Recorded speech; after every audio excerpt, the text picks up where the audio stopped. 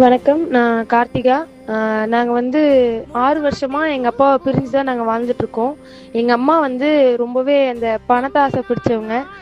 நான் வின் பண்ணிட்டதுக்கப்புறம் அந்த பணத்த வச்சு வீடு வாங்கணும், வட்டிக்கு விடணும் அப்படின்னு ரொம்பவே தப்பான செயல்கள செய்யறதுக்காக என்ட்டருந்து பணம் வாங்கிட்டு இருந்தாங்க. நான் வந்து அத மறுத்துட்டேன்.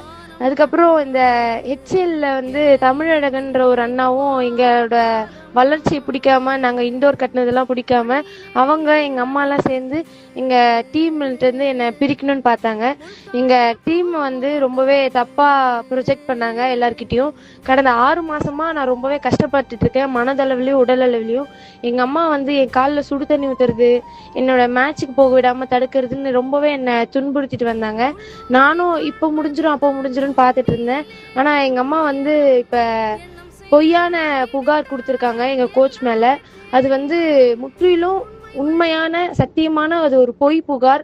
அத வந்து எங்க டீமையும், என்னையும், எங்க கோச்சையும் பிரிக்கணுன்ட்டே இந்த விஷயங்கள்ல ஈடுபடுறாங்க. கடந்த 6 மாசங்களா ரொம்பவே கேவலமான, தப்பான ஒரு இதுவா எல்லாத்தையுமே பரப்பிட்டு இருக்காங்க. இது வந்து